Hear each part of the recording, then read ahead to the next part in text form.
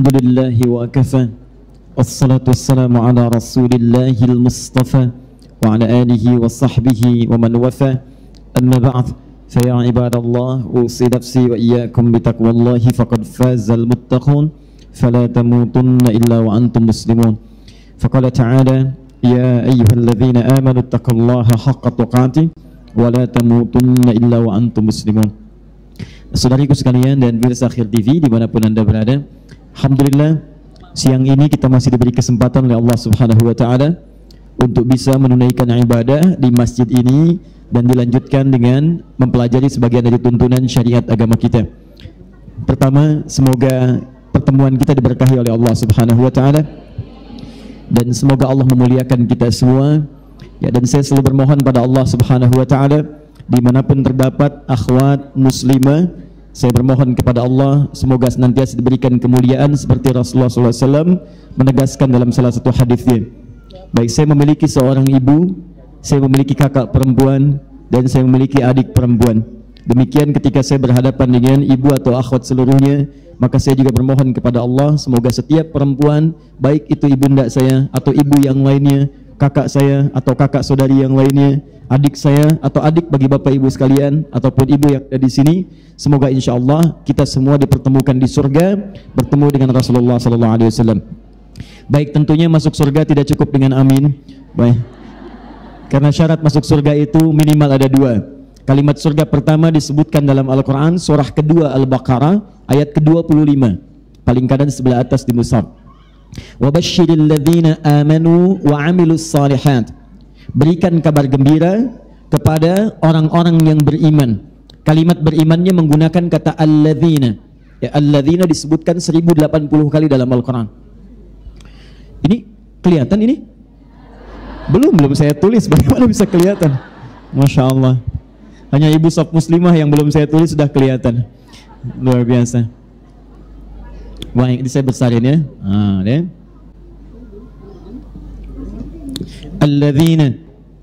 Alladzina itu ismun mausulun yadullu 'alal 'amiyah. Kata sambung bisa menunjuk pada objek atau subjek tanpa batas. Jadi bisa laki-laki, bisa perempuan, maaf, besar, kecil, tua, muda, dan seterusnya. Tanpa batas. Seakan-akan Allah ingin mengatakan berikan kabar gembira siapapun pada orang-orang yang memiliki iman. Maaf, mau dia laki-laki, perempuan, kaya, cukup, tua, muda, sepanjang dia punya iman dalam dirinya.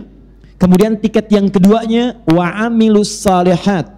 Lalu imannya dia buktikan dengan mengerjakan amal soleh. Maka ketika seseorang memiliki iman, lalu imannya dia buktikan kemudian dengan mengerjakan amal soleh, di amal soleh itu pembuktian iman. Sama, setiap iman itu keyakinan. Kaidah dalam keyakinan itu membutuhkan pembuktian. Cinta itu bagian dari keyakinan. Ketika seseorang mengatakan cinta maka perlu dibuktikan. Jangan percaya bila ada lelaki mengatakan saya cinta denganmu. Katakan padanya buktikan cintamu tertulis dalam buku nikahku. Nah, catat ya. Ini satu. Sama, maaf, ketika Anda mengatakan ya Allah saya beriman, kata Allah apa buktinya? Maka buktikan keimanan itu dengan mengerjakan amal soleh. Maka ketika amal soleh kemudian ditenun, maka Allah berikan kabar gembira. Kata Allah, annalakum jannatin tajri min tahtihal anhar. Surga yang dirindukan tidak bisa diraih dengan ucapan iman yang sangat ringan diucapkan itu. Dengan ucapan amin yang sangat dengan penuh harapan. Tapi kata Allah buktikan dengan mengerjakan amal soleh. Pertanyaannya sekarang, bagaimana cara mengerjakan amal itu dengan cara yang cerdas, dalam waktu yang sangat terbatas, bisa menghadirkan pahala melimpah yang mengantarkan kita semua ke surga. Itulah bahasan kita pada kesempatan siang hari ini. Baik, kita fokus pada materi kita karena alhamdulillah hari ini waktu kita agak sedikit padat ya, dan mudah-mudahan insya Allah dimudahkan oleh Allah Subhanahu wa Ta'ala dalam setiap bahasannya ya. Baik, kita percepat. Kita gali dulu temanya sedikit sebentar. Amalan cerdas di waktu yang terbatas. Baik, kita bahas satu-satu pelan-pelan. Satu, amalan cerdas. Apa yang disebut dengan amal itu? Dan bagaimana kemudian kita bisa beramal dengan cerdas? Kita bahas pertama, apa itu amal? Kedua, baru kemudian kita berbicara tentang bagaimana kita cerdas mengerjakan amalan. Setelah itu baru kita lihat di akhir, kapan atau sepanjang apa kita memiliki batasan beramal dengan cara yang cerdas itu. Apakah selamanya kita akan beramal, atau akan tiba satu titik di mana masa itu terhenti dan kita kembali kepada Allah Subhanahu wa taala. Kita mulai bagian pertama, apa itu amal? Ibu sekalian, amal secara singkat adalah setiap aktivitas yang dikerjakan. Di orang Arab kalau menyebut kita beraktivitas, makan, minum, bekerja, masak, bahkan tidur sekalipun, sepanjang itu dimaknai sebagai pekerjaan, maka dalam bahasa Arabnya disebut dengan amal. Jelas sampai sini? Baik, tahan pelan-pelan. Secara singkat, amal itu dibagi pada 3 bagian. Saya ulang. Amal itu dibagi pada 3 bagian. 1, ada yang disebut dengan al-amalul adi, amalan biasa, rutin. Biasanya disebut dengan amal saja, nanti kita terangkan. Al-amalul adi, tidak harus dihafalkan istilahnya, tapi dipahami dengan baik maknanya. Apa yang disebut dengan al-amalul adi, amalan biasa, adalah amalan yang saat dikerjakan dia punya nilai dunia saja sebagai rutinitas. Dia tidak memiliki saham akhirat, baik konsekuensi pahala atau dosa, standar aja. Ya, misal tidur, semua orang hidup pasti punya peluang untuk tidur. Semua orang yang hidup itu pasti makan. Semua manusia yang hidup pasti minum. Dari mulai bangun tidur sampai dengan tidur lagi, saat kita mengerjakan rutinitas kehidupan dunia, kalau itu dikerjakan sebatas rutinitas saja, maka itu disebut dengan amal namanya. Al-amalul adi, singkatnya rutinitas saja. Amalan yang menjadi rutinitas. Saya tanya, ibu dalam sehari makan? Makan. Minum? Jalan? Menulis? Menghapus? Tidak, ya. Baik. Saya yang datang sendiri, saya terangkan sendiri, saya nulis sendiri, saya hapus sendiri, ya. Baik. Tapi persoalannya, di antara sekian hidup yang kita lalui, kita beraktivitas. Ingat baik-baik, kita beraktivitas. Nah, manusia yang mengerjakan aktivitas dalam hidupnya, namanya disebut dengan insan. Insan, 65 kali disebutkan dalam Al-Quran. Insan. Al-insan. Tahan ya, pelan-pelan, tahan. Nanti saya sering katakan ada 5 nama penyebutan untuk manusia. Kadang disebut dengan bashar. Qul innama ana basyarum mithlukum, disebutkan 35 kali dalam Al-Quran. Ada yang disebut dengan ins dipasangkan dengan jin. Ya ma'syaral jinni wal wa ma khalaqtul jinna wal ins. Pasangan ini disebutkan 18 kali dalam Al-Quran. Kadang ada yang disebut dengan nas, an-nas, 241 kali disebutkan dalam Al-Quran. Ya, surah paling favorit, surah terakhir, Qul a'udzu birabbin nas. Oke. Ada Bani Adam disebutkan 7 kali dalam Al-Quran. Seperti Quran surah 7 ayat ke-31. Ya Bani Adam khudhu zinatakum. Nah, ini kalau Anda lihat di dalam mushaf seringkali diterjemahkan dengan manusia. Ins manusia, nas manusia. Ya ayyuhan nas, hai manusia. Wa ma khalaqtul jinna wal ins, tidaklah saya ciptakan jin dan manusia. Insan juga disebutkan 65 kali dalam Al-Quran.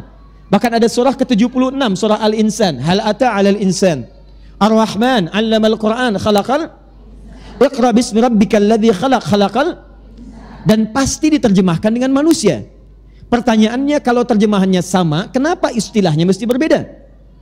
Nanti ada ilmu dalam bahasa Arab ditulis oleh seseorang bernama Abu Hilal Al-Askari, punya kitab namanya Al-Furuq Al-Lughawiyah.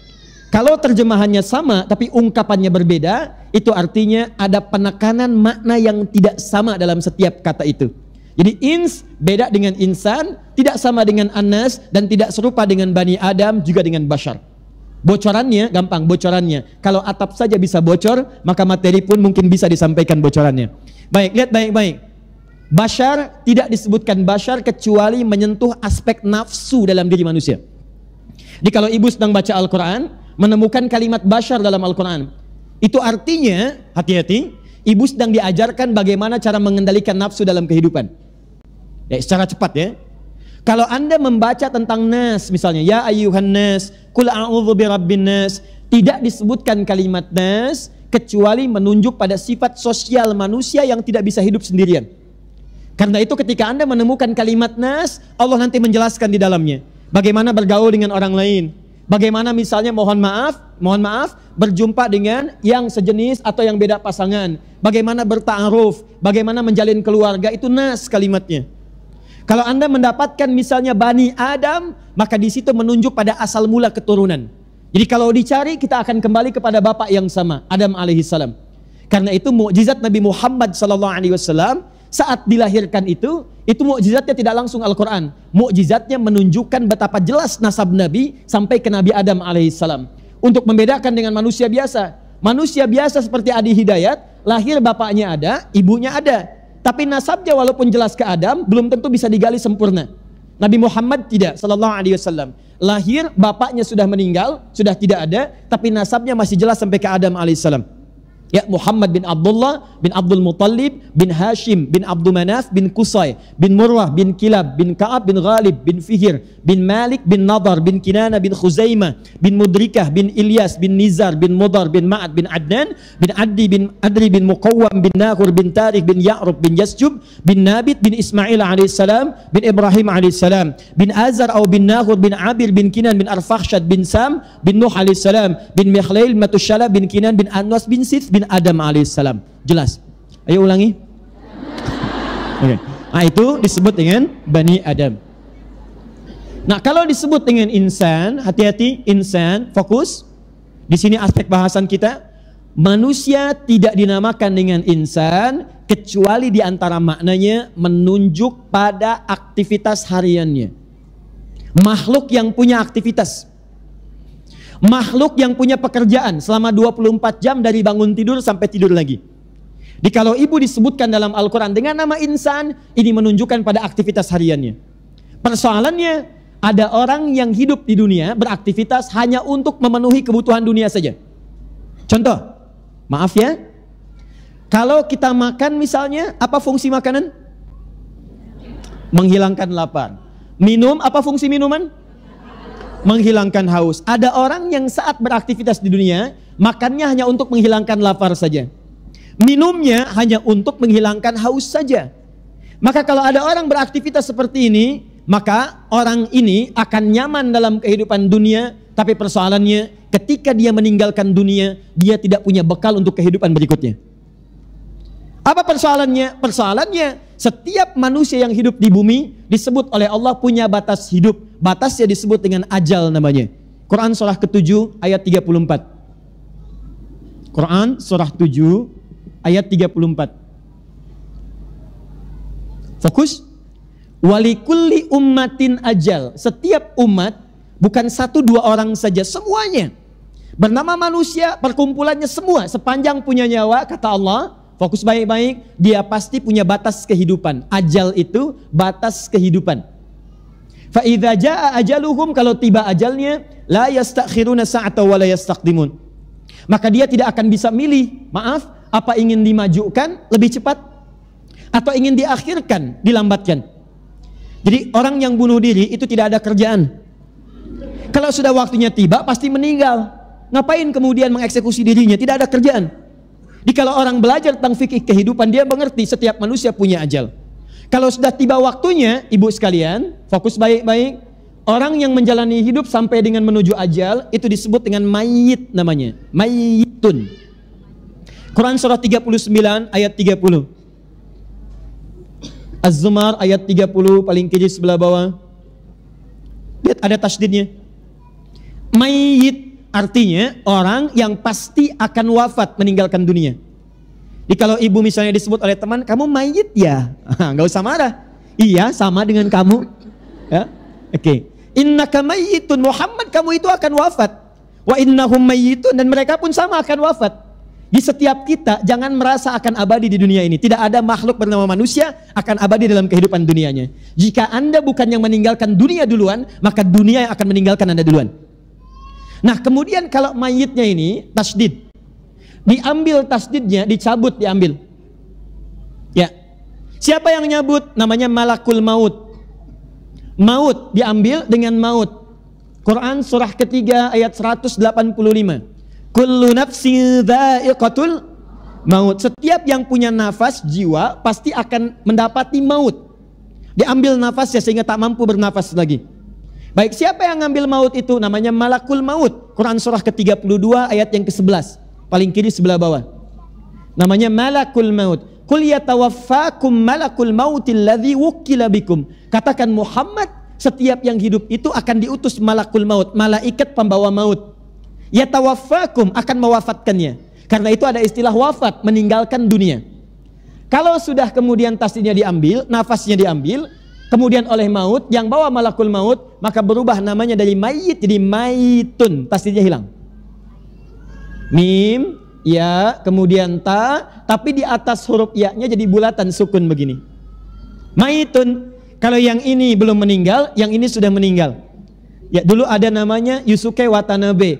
Tahun sekitar 97-99 dia menulis sebuah kisah-kisah untuk anak-anak. Kemudian difilmkan jadi Dragon Ball namanya. Ada Son Goku, Son Gohan lawannya Piccolo dan sebagainya. Ya, kalau mereka berperang dikatakan Kamehameha. Kalau sudah mati satu, maka dia akan muncul di atasnya ada bulatan sukun.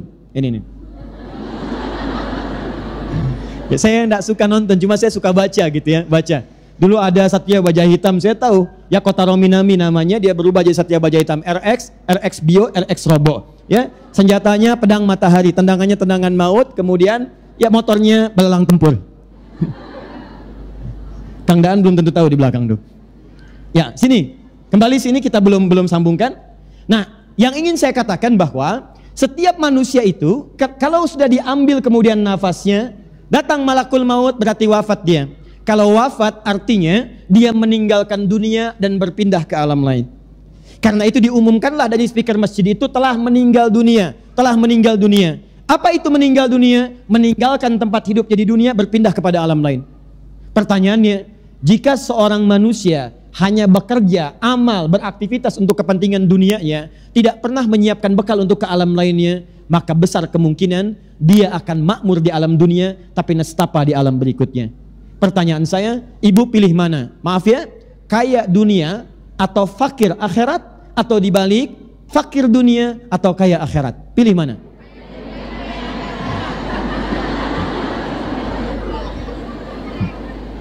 Ya. Rumusnya selalu begitu. Para ibu dalam setiap hitungan hampir tidak punya jeda untuk menjawabnya. Nah, sekarang lihat sini. Artinya apa? Kalau ada manusia hanya mengerjakan untuk fokus bekerja urusan dunianya saja, dengan amalan rutinitas, cuman makan, bangun tidur, cari kemudian pekerjaan, hanya untuk makan, hanya untuk jalan-jalan, hanya untuk istirahat, hanya untuk macam-macam, selesai untuk urusan dunia. Persoalannya, jika dia tidak menyiapkan untuk bekal selanjutnya, dia tinggalkan dunia, dia tidak punya bekal pada pelabuhan selanjutnya, maka dia rugi. Dalam bahasa Arab, rugi disebut dengan khusrun. Kha sin ra.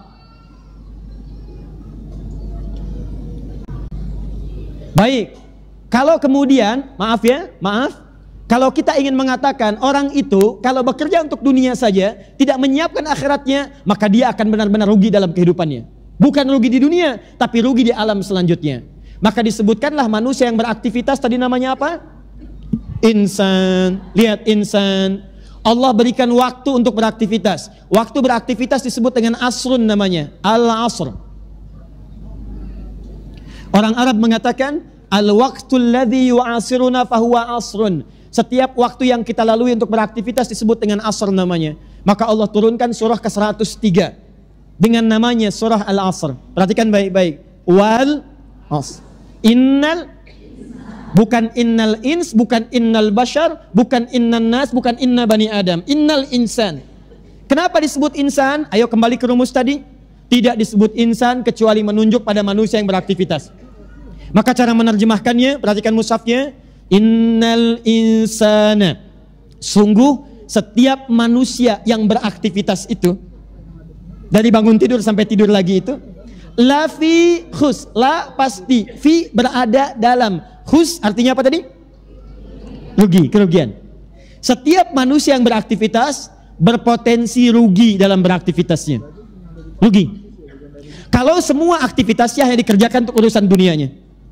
Sekarang kalau Anda tanya, Ustadz, bagaimana cara saya beraktivitas dalam urusan dunia, tapi sekaligus punya investasi untuk kehidupan berikutnya? Jadi kalau saya makan, tidak ada bedanya, Bu. Ya, maaf, yang A tadi makan, yang B ini pun makan. Yang ini makan, sama-sama menghilangkan lapar. Tapi bagaimana caranya? Yang ini saat makan punya investasi pahala akhirat. Yang ini hanya berhenti di dunia, yang ini makannya otomatis kemudian bersambung sampai bekal akhiratnya. Maka teruskan ayatnya. Illalladzina amanu wa amilus amal salihat, amal saleh. Yang pertama amal adi, yang kedua ada yang disebut dengan amal saleh. Amal saleh itu setiap pekerjaan yang saat dilakukan secara otomatis bernilai akhirat, bernilai pahala. Pekerjaan yang punya nilai pahala, dalam bahasa kekinian, investasi akhirat. Tahan pelan-pelan ya. Nanti kalau saya uraikan dengan detail, ibu akan paham di ujungnya kemana maksudnya. Fokus. Contoh, minum itu adalah aktivitas harian. Setiap orang itu sangat besar kemungkinan pasti setiap hari akan minum. Kalau cuma minum saja, maka jadi rutinitas. Disebut dengan amal adi, amal yang biasa rutin. Tapi kalau Anda kemudian jadikan ini, minumnya sama, gelasnya sama, volume airnya sama. Baik fungsinya sama, menghilangkan haus. Tapi saat yang bersamaan, minum ini bisa berubah status dari amalun adi, pindah kemudian bertransformasi menjadi amal soleh. Paham sampai sini? Baik, bagaimana caranya? Kita simpan dulu. Simpan dulu. Boleh saya hapus yang sebelah sini? Alhamdulillah. Tinggal boleh saja kan? Ya. Alhamdulillah. Semoga Allah muliakan para ibu-ibu. Amin. Baik. Tahan. Fokus sini. Jadi yang pertama, amal apa namanya? Adi, rutin. Yang kedua amal apa? Amal saleh. Tahan sebentar. Sekarang bagaimana menjadikan setiap rutinitas biasa berubah jadi amal saleh? Caranya ada dua. Caranya ada dua. Satu, awali setiap aktivitas itu dengan doa yang ditujukan langsung kepada Allah Subhanahu wa taala. Awali setiap aktivitas itu dengan doa yang ditujukan langsung kepada Allah Subhanahu wa taala. Jadi misal, maaf ya, bangun tidur, mau beraktivitas, doa. Mau makan, berdoa. Mau minum, berdoa. Mau berjalan, berdoa. Masuk masjid, berdoa. Keluar masjid, berdoa. Ketika Anda mengerjakan aktivitas ini, diawali dengan doa, bersanding dengan doa, maka doa itu akan merubah aktivitas tadi dari sekedar rutinitas biasa dunia, berubah nilai menjadi nilai akhirat. Doanya langsung yang memberikan perubahan nilai dari aktivitas dunia menjadi poin akhirat. Karena itu silahkan ibu perhatikan ya, demi Allah saya katakan, kami pernah mengamati beberapa kepercayaan. Kami punya koleksi kitab-kitabnya, tapi saya tidak menemukan seperti apa yang kita yakini saat ini. Ini untuk meyakinkan kenapa kita pilih Islam. Apa diantaranya? Silahkan Anda cek. Hanya dalam Islam yang semua aktivitasnya pasti bersanding dengan doa. Silahkan cek. Dari bangun tidur sampai tidur lagi. Saya tanya pada ibu sekalian, bangun tidur ada doanya? Baik, apa doanya?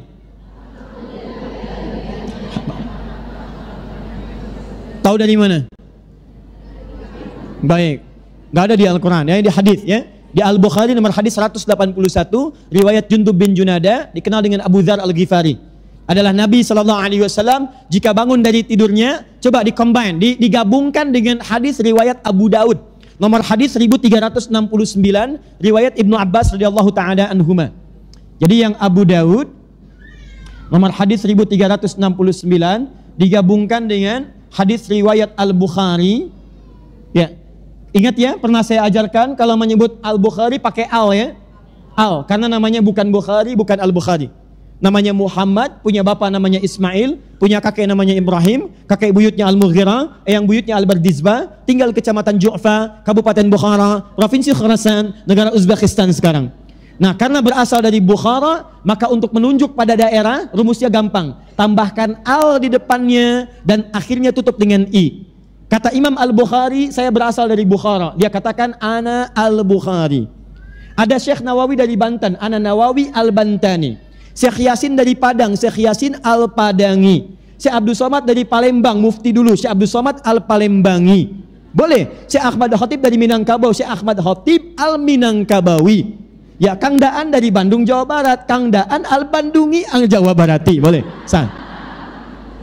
Nomor hadis 181 dari Jundub bin Junabah. Ya. Abu Daud nama aslinya bukan Abu Daud, nama aslinya Sulaiman.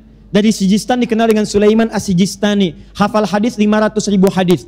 Bukan hanya isinya saja, tapi dengan sanadnya. Matan dengan sanad. Sanad itu yang meriwayatkan hadis sampai ke Nabi. Dari si fulan sampai ke Nabi. Kata Ibnul Qayyim Al-Jauziyah rahimahullah, dulu ada Nabi Daud bisa melunakkan besi dengan tangannya. Ini Abu Daud bisa melunakkan hadis dengan lisannya. Karena gampang sekali, ini sahih, ini dhaif, ini benar, ini salah. Maka sejak saat itu dikenal dengan Imam Abu Daud. Menulis kitab disebut dengan Sunan Abu Daud, nomor hadis 1369. An Ibni Abbas radhiyallahu taala anhuma, hadis riwayat Ibnu Abbas, semoga Allah meridhai kepada beliau dan bapaknya. Qala, beliau mengatakan, kana Rasulullah sallallahu alaihi wasallam, bima makna?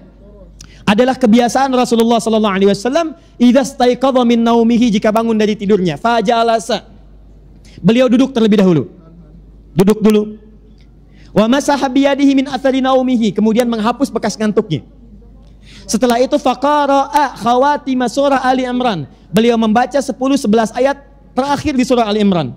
Baru kemudian membaca doa bangun tidur, alhamdulillahilladzi ahyana ba'dama amatana wa ilaihin. Poinnya adalah saat bangun tidur, baru bangun sudah ada doanya. Setelah itu, thumma dhahaba ila shinin mu'allaqah. Beliau pergi ke kamar mandi, fatawadda untuk berwudu. Masuk kamar mandi, ada doanya lagi, Bu. Silakan cek, ada doanya? Keluar kamar mandi ada doanya? Cuma dalam Islam. Masuk masjid ada doanya? Keluar masjid ada doanya? Dan masuk masjid dengan masuk kamar mandi, doanya bisa beda. Silakan cek. Cek. Bahkan langkah kakinya pun tidak serupa. Masuk masjid kaki kanan, keluar toilet kaki kanan. Oh, kan? Ulangi. Masuk masjid kaki, keluar masjid kaki kiri. Baik. Keluar toilet kaki kanan, masuk masjid kaki kanan, masuk toilet kaki. Doanya pun tidak sama. Tuh.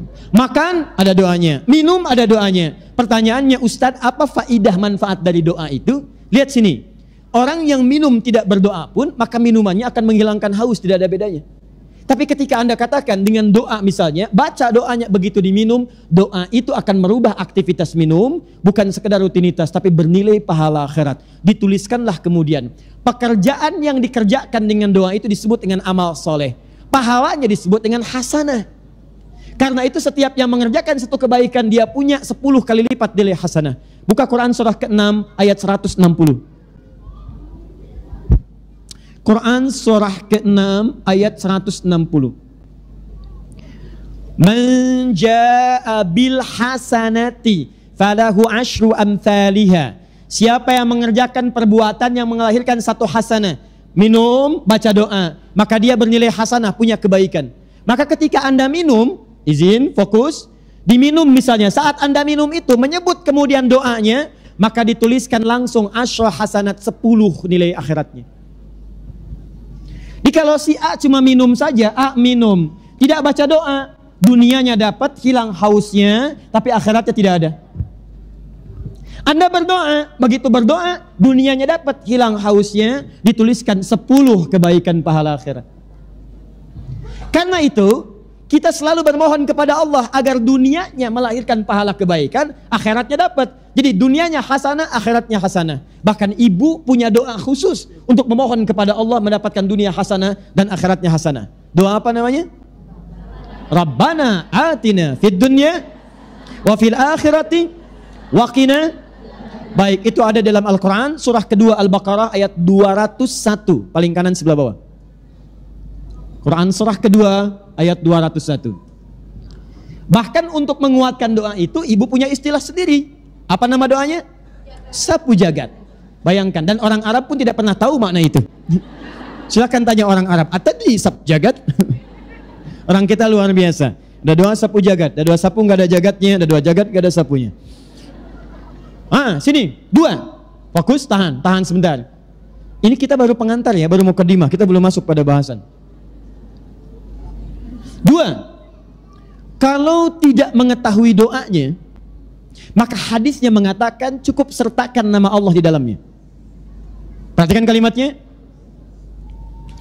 Kullu amrin dzibalin la yubda'u fihi bismillahirrahmanirrahim fahuwa abtar. Setiap perbuatan yang baik-baik, ingat yang baik-baik ya. Berhijab itu baik, menutup aurat itu baik, baca Al-Quran itu baik, makan itu baik, minum itu baik. Semua yang baik-baik, kalau Anda belum tahu doanya, saya nggak tahu doa minum, saya nggak tahu doa berpakaian, saya belum hafal doa makan, maka kata Nabi, lihat kalimatnya, cukup sertakan sebelum aktivitas itu kalimat Bismillahirrahmanirrahim. Kalau ingin simple, boleh yang paling pendek, Bismillah. Mau duduk, Bismillah. Tes mic, Bismillah. Mau tulis misalnya, maaf ya, mau bikin status, misal hari ini ada pengajian, Bismillah, gitu kan? Baik, silahkan sertakan Bismillah, Bismillah, Bismillah, Bismillah. Saat Anda akan minum, kemudian Anda baca Bismillah, maaf, saya tidak tahu Ustaz doanya, bacakan kata Nabi Bismillah. Contoh, Bismillahirrahmanirrahim. Alhamdulillah. Nah, maka saat Anda minum tadi itu, atau saat saya minum tadi itu, mohon izin, maaf, minumnya menghilangkan haus, tapi kalimat Bismillahirrahmanirrahim itu yang menuliskan investasi pahala akhiratnya. Nah, kalau ada orang kemudian, maaf, tidak membacakan itu, maka kata Nabi fahuwa abtar, dia hausnya hilang tapi terputus pahala akhiratnya. Saya tanya pada ibu ya, maaf ya, berapa kali aktivitas ibu lakukan selama hidup sampai saat ini yang tidak menyertakan nama Allah di dalamnya? Ngantar anak ke sekolah, masak di dapur, ayo, ada banyak aktivitas yang selama ini kita kehilangan dunianya, bahkan juga kehilangan akhiratnya. Jadi ini seperti kelihatan sederhana bu, kelihatan sederhana, tapi kalimat yang singkat ini, itu yang nanti akan melimpahkan pahala di kemudian hari. Kalau ibu nggak percaya silahkan meninggal duluan, nanti ibu akan lihat bagaimana banyaknya pahala dapatkan. Dan itu nggak bisa milih, maaf ya, meninggal bukan pilihan, meninggal itu ajal yang telah ditetapkan. Bisa ibu duluan, saya belakangan, itu mungkin. Atau mungkin ditukar, saya belakangan, ibu duluan, itu pun bisa terjadi. Tapi kita tidak bisa memilih. Ya. Sekarang lihat, belum selesai. Satu amal apa namanya? 2 saleh. Baik, bagaimana menjadikan rutinitas menjadi amal soleh? Awali dengan doa atau sebut nama Allah dalam aktivitas itu. Sekarang begini, kalau ada orang misalnya, mohon maaf, fokus baik-baik, mau makan, dia baca Bismillahirrahmanirrahim, amalannya benar? Berpahala? Belum tentu. Kalau snack yang dimakan, snack orang lain.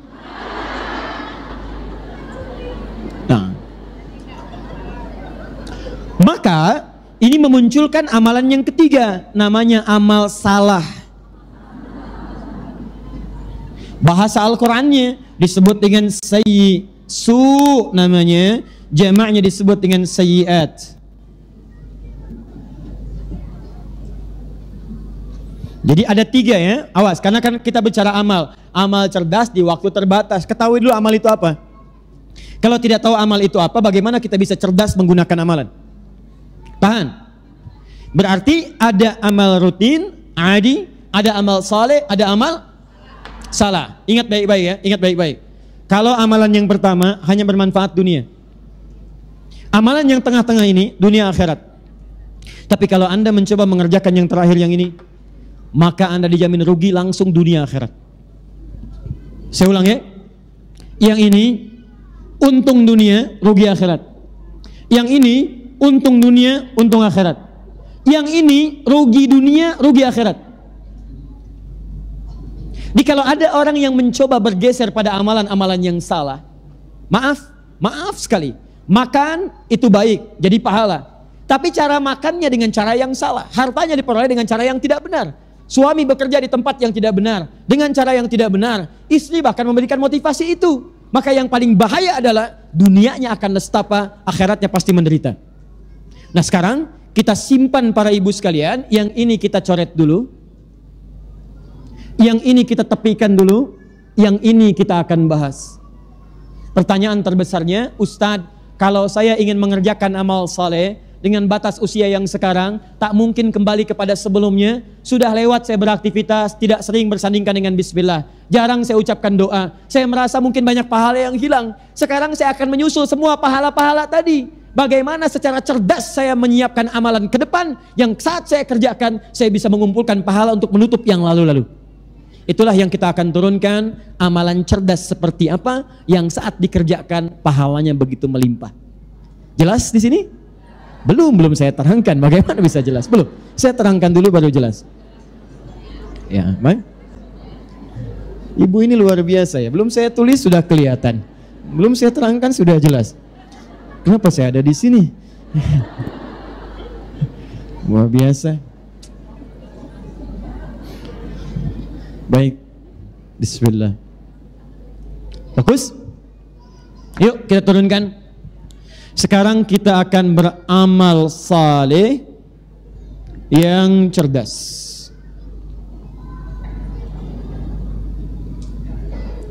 Baik, ibu sekalian, sekarang kita masuk pada istilah yang selanjutnya. Perhatikan baik-baik. Setiap amal saleh, kalau sudah dikerjakan kebaikannya, maka dalam bahasa Al-Quran disingkat lagi dengan satu nama, namanya sedekah. Sedekah, nggak pakai enggak, sedekah. Sedekah.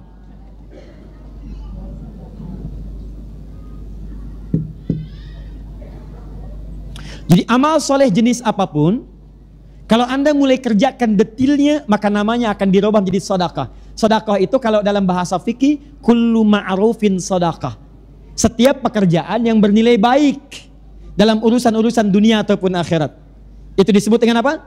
Sedekah. Jadi nama umumnya disebut dengan amal soleh. Untuk membedakan nama amal ini dengan amal-amal yang lainnya, kalimat solehnya disimpan, dirubah nama langsung di sedekah.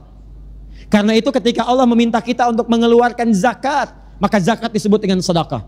Buka Quran surah ke-9 ayat 103. Khudz min amwalihim sedekah. Ambil dari orang-orang yang sudah hartanya mencukupi nisab, sudah sampai haulnya sedekah. Padahal sedekah yang dimaksudkan zakat, tapi disebut namanya dengan sedekah. Misal, ketika Anda keluarkan zakat itu ke dalam 8 golongan. Buka Quran surah 9 ayat ke-60. Dikeluarkan pada 8 golongan, ya, pada fakir, pada miskin, pada mu'allaf, ya, kemudian juga kepada amil alaiha, kemudian kepada wal gharimin wa fir riqab, ibnu sabil dan fi sabilillah. Perhatikan baik-baik bagaimana ayatnya dimulai, innamas shadaqatu. Sungguh zakat itu hanya boleh dikeluarkan. Tapi yang menarik, saat ibu-ibu diminta untuk berzakat, keluarkan zakat, namanya sedekah. Saat dikeluarkan disebut sedekah. Innamas shadaqatu, zakat itu, kenapa yang disebutnya zakat tapi dengan nama sedekah? Karena zakat saat dikeluarkan memiliki nilai-nilai kebaikan di dalamnya. Di setiap perbuatan baik, punya peluang akhirat, punya kebaikan dunia, disebut dengan apa namanya? Sedekah. Kenapa zakat disebut sedekah? Karena saat Anda berzakat, ada kebaikan dunia. Orang bisa terangkat status sosialnya. Orang terbantu perekonomiannya. Dan saat Anda berikan, dicatatkan pahala akhiratnya. Maka dikeluarkan bentuknya sedekah pada orang-orang disebut dengan namanya sedekah. Infak, salat, baca Quran, itu pun nama umumnya disebut dengan sedekah. Buka Quran surah kedua Al-Baqarah ayat 264, paling kiri sebelah bawah. Ayat 264, Quran surah kedua Al-Baqarah ayat 264, paling kiri sebelah bawah. Ya ayyuhalladzina amanu, hei orang-orang yang telah menyatakan dirinya beriman kepada Allah, la tubtilu shadaqatikum bil manni wal adza. Jangan engkau gugurkan, batalkan, hilangkan semua kebaikan yang pernah engkau tenun saat di dunia itu. Namanya sedekah. Ini mencakup salat, baca Al-Quran, infak. Contoh, Dari mana Ustadz taunya? Teruskan ayatnya. Allah contohkan. Kalladzi yunfiqu malahu ria'an nas. Seperti orang infak tapi ria. Di infak di ayat ini dimasukkan dalam kategori sedekah. Artinya punya nilai kebaikan dunia dan akhirat. Jadi kalau ibu lewat kotak infak misalnya, lewat kotak, maaf itu bukan mobil-mobilan ya. Itu kotak infak. Lewat. Nah, itu oleh Quran disebut sedekah. Sedekah.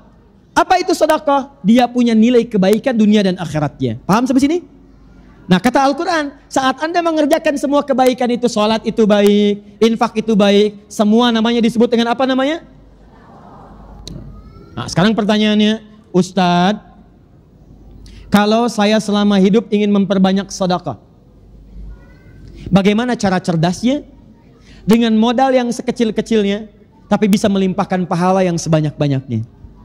Ya, saya penting jelaskan makna sedekah dulu supaya tidak salah paham. Sekarang pemahaman orang kalau disebut sedekah itu ada kotak dimasukkan ke situ tulisan sedekah. Paham ya? Baik, sama dengan begini. Mohon maaf ya. Pernah dengar istilah amal jariah? Tuh. Ayo kita luruskan. Kalau ibu ingin memperbanyak sedekah, banyak kebaikan, maka jenisnya ada dua. Satu, ada yang disebut dengan sedekah jariah. Sedekah jariah. Dua, ada yang diistilahkan dengan sedekah tsabitah. Sedekah tsabitah. Jangan terjebak pada istilahnya ya. Tidak harus dihafal, yang penting paham. Yang penting paham. Awas. Yang paling tepat, yang paling benar itu bukan amal jariah tapi sedekah jariah. Saya ulang, sedekah jariah. Kalau amal jariah sekarang kalau di Arab, amal jariah itu kalau ada begini nih, misal di jalan sedang ada berlangsung pekerjaan jalan. Misal memperbaiki jalan di sini. Mengganggu orang lewat, maka ditulis oleh orang Arab ada papan tulisannya afwan amal jariah. Maaf, ada amal jariah, pekerjaan yang sedang berlangsung di jalan mengganggu Anda lewat.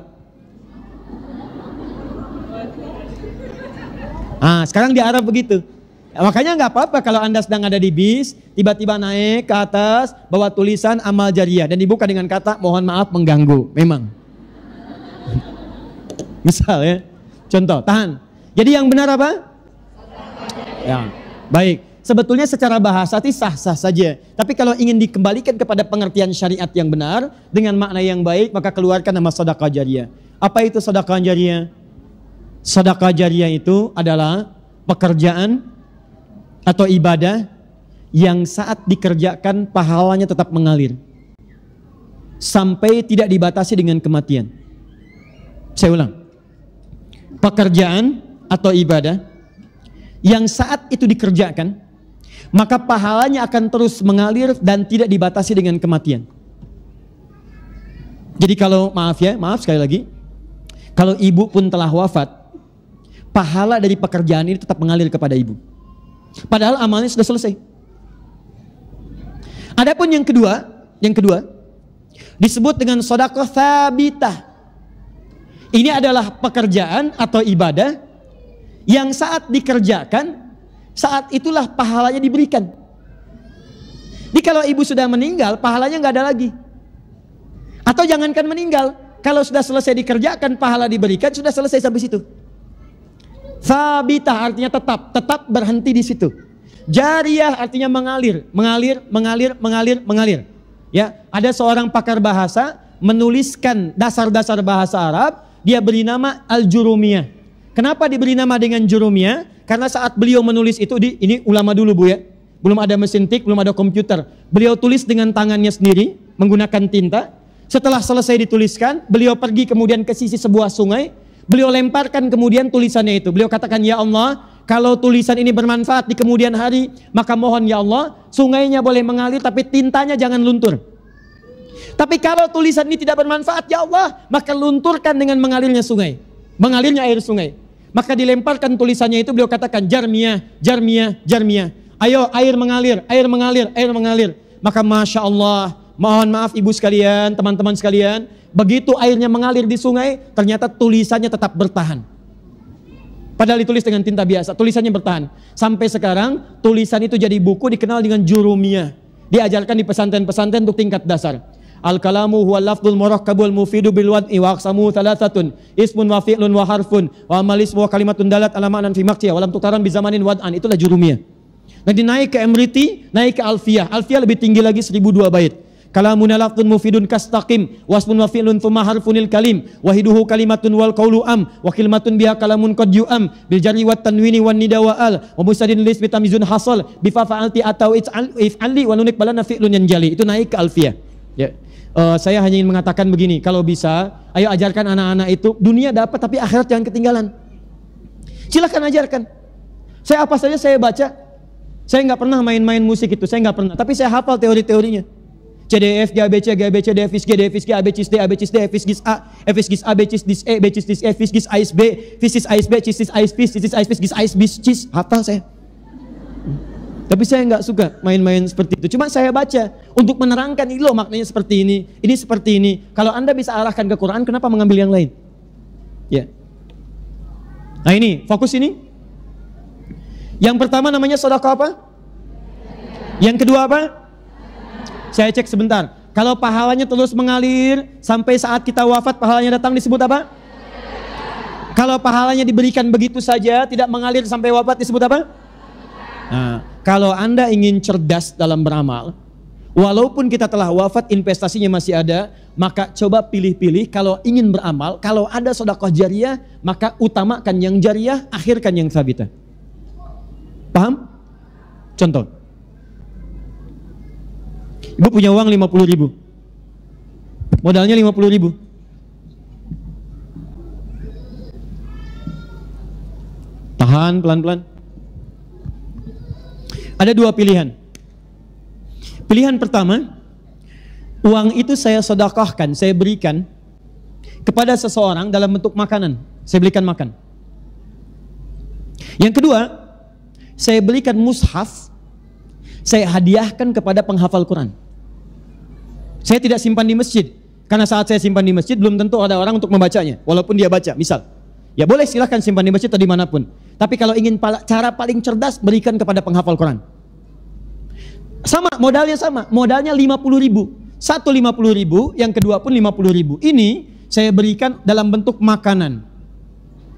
Diterima oleh si fulan, dimakan itu. Saat dia makan itu, energi masuk dalam dirinya. Diproses, metabolisme berproses dalam tubuh jadi energi. Saat jadi energi itu dia beraktivitas. Lihat baik-baik, begitu orang ini sholat dengan aktivitasnya, maka sholatnya dia ibu dapat bagian pahalanya. Ingat, ada hadisnya. Ada hadisnya.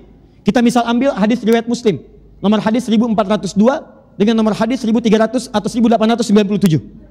Yang pertama mengatakan man sanna fil islami sunnatan hasanatan falahu ajruha misla ajri man amila biha min ghairi an yankusa min ajriha syai'un. Yang kedua, man dalla ala khairin falahu ajruhu misla ajri fa'ili min ghairi an yankusa min ajrihi syai'un. Perhatikan baik-baik. Jika ada yang menginisiasi kebaikan, misal Anda buka majelis ta'lim, kumpul sama-sama, fasilitasi, bawa ustadz yang baik, datangkan, mengajar. Begitu ada orang belajar, mengamalkan itu, bukan cuma yang mengamalkan, Anda yang fasilitator mendapatkan pahala dari setiap yang mengamalkan itu. Maaf, yang kedua, dalla, memberikan fasilitas, kebaikan, atau memberikan sesuatu untuk digunakan pada yang baik. Anda beri makanan, nilainya 50.000, diberikan pada orang tadi, dia sholat. Begitu dia sholat karena energi dari makanan tadi, maka ibu mendapatkan pahala sholat yang sama dengan yang dia peroleh tanpa dikurangi sedikit pun. Jadi dia sholat, Anda pun dapat bagian pahalanya. Oh kalau gitu Ustadz, saya nggak usah sholat ya, saya ngasih makanan aja pada orang. Anda dapat pahala dari orang lain, tapi Anda mendapatkan dosa yang menggugurkan pahala itu. Dia tetap tidak dapat apa-apa. Persoalannya, saat makanan ini diberikan, energi berkumpul, dia mengerjakan kemuliaan, pahala dapat. Tapi kan energi itu akan hilang. Akan habis bagian makanan itu.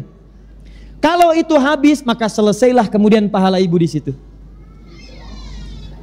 Saya beli mushaf. Saya berikan kepada penghafal Quran.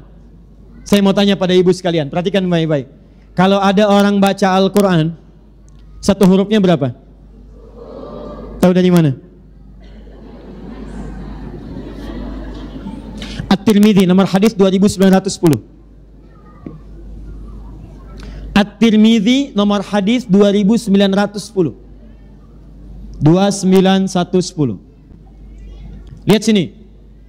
Man qara'a harfan min kitabillahi, siapa yang membacakan walau hanya satu huruf dari kitabullah, falahu asyru hasanat, maka akan diganjar pahalanya setiap hurufnya 10 kebaikan nilai pahala. Walam aqul alif lam mim harfun, saya tidak katakan kata Nabi alif lam mim itu satu huruf, walakin alifun harfun, lamun harfun, mimun harfun, tapi alifnya satu huruf, lamnya satu huruf, mimnya satu huruf. Walikulli harfin asyru hasanat, dan setiap hurufnya 10 kebaikan. Jadi kalau ada orang baca alif lam mim, dapat berapa? 30. Lihat sini, lihat sini. Alif lam mim. Yang tadi sholat, yang ini sholat. Sholat dikerjakan sekali dapat 10 kebaikan. Dalilnya Quran surah ke-6 ayat 160 tadi. Man jaa bil hasanati falahu asyru amsalihha. Siapa yang mengerjakan satu kebaikan dia dapat 10. Salat oleh Al-Qur'an disebut hasanah. Dalilnya Quran surah ke-11 ayat 114. Lihat, wa aqimis salata tarafain nahar innal hasanati yudhibnas sayyi'at. Salat disebut hasanah, dikerjakan satu hasanah pahalanya 10. Tadi Anda kasih makanan pada seseorang, dia salat, begitu dia salat dapat 10 pahala, Anda dapat 10 pahala.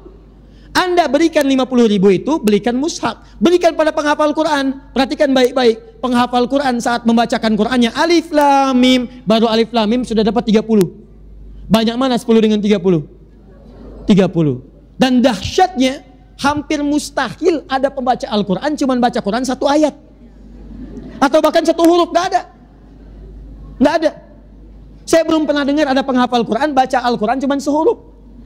Siapa yang ngasih ini? Wakafnya Ibu Lucy, udah banyak pahalanya, sehuruf aja, nun, sudah ya, gampang. Gak ada. Silahkan cek. Satu itu. Yang kedua, penghafal Quran itu, walaupun yang dibaca satu ayat, 2 ayat, itu pasti akan diulang-ulang, Bu. Karena dia membaca bukan sekedar baca, dia membaca untuk menghafalkannya. Sedangkan hukum hafalan menyebutkan kalau ingin cepat hafal, dia mesti mengulang apa yang dihafalkannya. Silahkan cek penghafal Quran. Tidak ada penghafal Quran baca Quran begini. Dzalikal kitabu la raiba fi hudal lil muttaqin, selesai, tidak ada.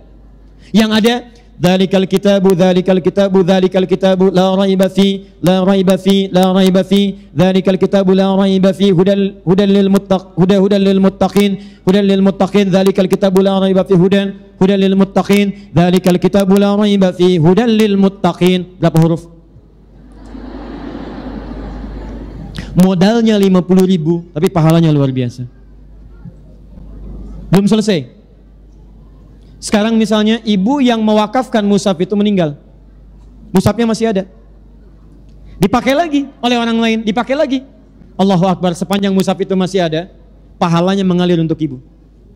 Misal, Ustadz mushafnya usang, sudah hancur misalnya, sudah nggak digunakan lagi, mushafnya nggak digunakan, tapi bukankah penghafal Quran tadi menghafal Quran dari mushaf ibu tadi? Kalau mushafnya kemudian sudah tidak ada, penghafal Qurannya masih ada, maka setiap dia menghafal membaca Quran dari mushaf tadi, akibat mushaf tadi dia hafal Quran. Setiap dia membaca Qurannya itu dari hasil hafalan berdasarkan mushaf tadi, ibu tetap mendapatkan bagian dari pahalanya. Sekarang orang ini saat hafal Quran mengajar pada orang lain, menghasilkan murid, 10 murid, Masya Allah. Satu orang hafal Quran, muridnya 10. Begitu 10 ini belajar, dia belajar setiap hurufnya, ibu dapat pahala lagi. Yang imam ini meninggal, yang 10 ini menyebar, jadi imam lagi, belajar lagi. Setiap satu orang dari 10 ini mendapatkan 100 murid. Berapa pahala yang ibu dapatkan? Modalnya cuma 50.000. Maka kalau Anda bisa gunakan pada yang cerdas, mengapa memilih itu digunakan pada yang biasa-biasa? Atau bahkan yang paling menarik, maaf, kenapa begitu mudah mengeluarkan uang pada kepentingan mal? Sementara pada kepentingan mal itu sulit dikeluarkan dengan baik.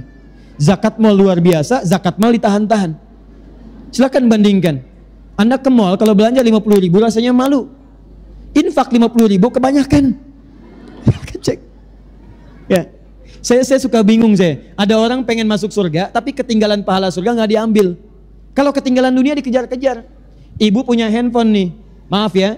Ibu keluar dari sini, handphonenya ketinggalan di sini. Balik lagi nggak ke sini? Balik, padahal handphone 3315 Nokia. Masih balik. Ada data Ustaz di dalamnya. Saya tanya pada Anda keluar dari sini ketinggalan sholat sunnah, balik lagi nggak? Tuh. Padahal itu yang mengantarkan Anda ke surga. Tapi kalau ditanya, oh hebat betul, maunya kemana bu? Surga Firdaus ya, bersama Nabi. Sama Nabi.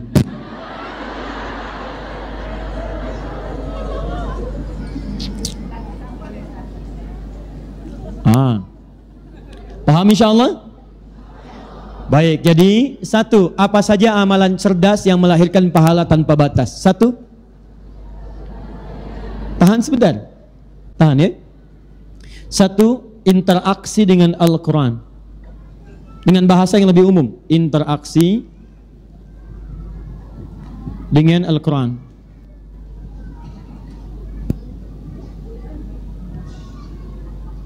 Ada 4 jenisnya. Satu, bisa membaca.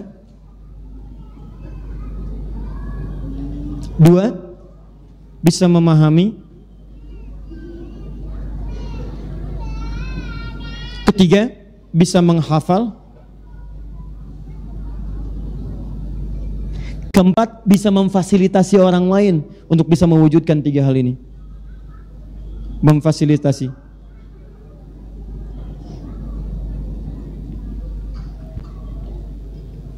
Kalau ini mau dijadikan 4M supaya mudah misalnya, dipahami 4M. 1 membaca, 2 memahami, 3 menghafal, keempat memfasilitasi orang lain untuk bisa mendapatkan 3 hal terdepan.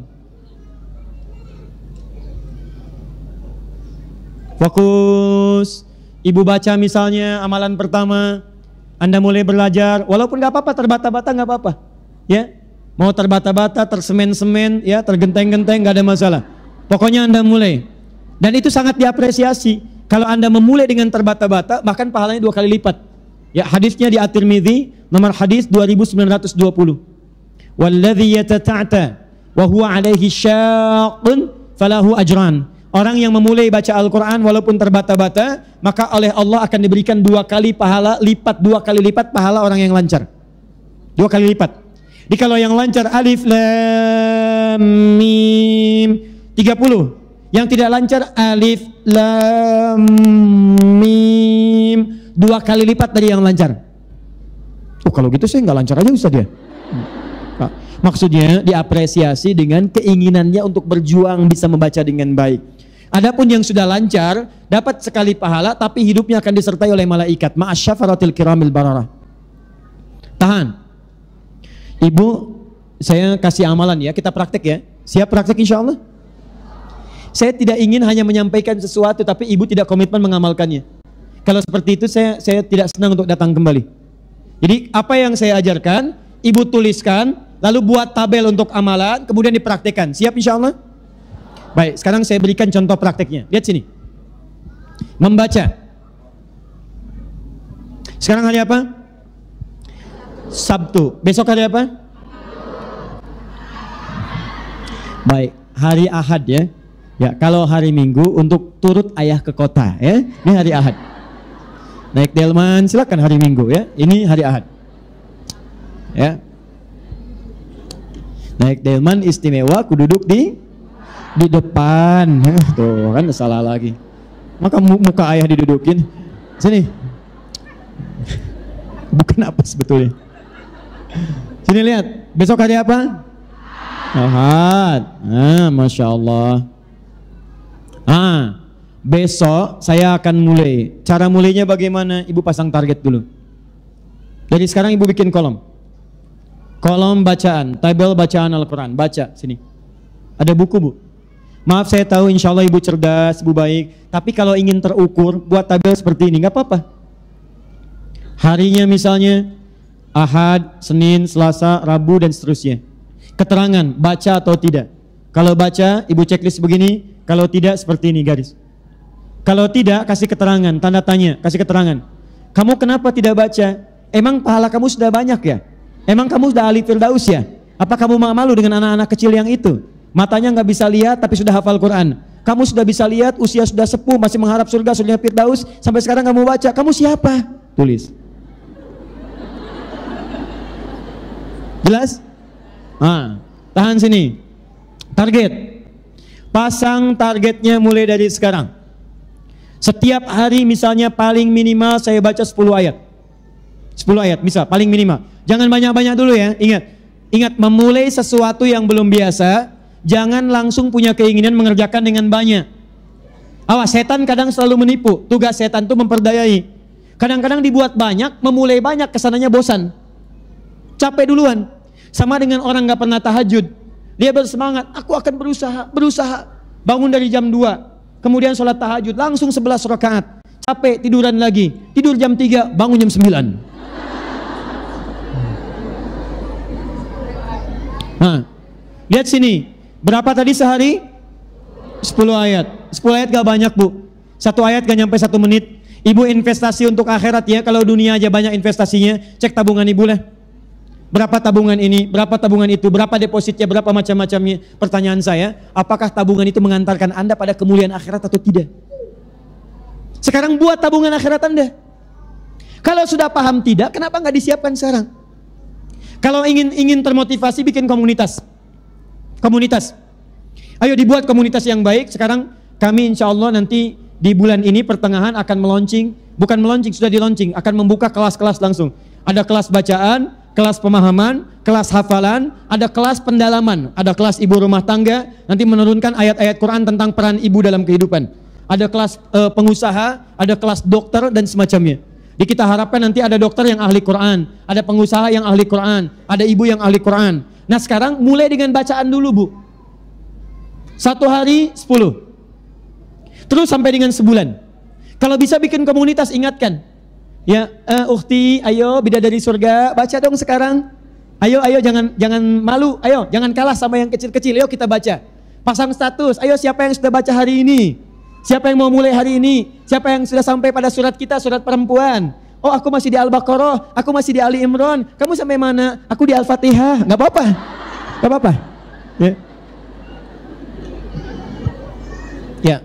Tapi indah. Jadi gini, semua perangkat hidup kita itu punya pahalanya. Sekarang silahkan cek berapa banyak perangkat kehidupan Anda, handphone aja. Berapa banyak dosa sudah terkumpul dalamnya? Gambar yang tidak bagus, status yang tidak baik, tulisan yang kotor, kata-kata yang tidak baik. Dan Anda begitu luar biasa aja percaya diri. Handphone itu dimasukkan ke dalam kantong, Anda pakai sholat. Di dalamnya ada gambar yang tidak baik, ada kata-kata yang kotor, ada perselisihan. Dan itu Anda tanpa rasa malu dimasukkan ke dalam kantong, dibawa sholat. Dan dihadapkan pada Allah Subhanahu wa Ta'ala. Kenapa tidak Anda isi di install Al-Quran, isi hadis di situ, percakapannya tentang sunnah, percakapannya tentang baca Quran, percakapannya tentang surga, sehingga ketika Anda diwafatkan, handphone itu bersaksi di akhirat nanti.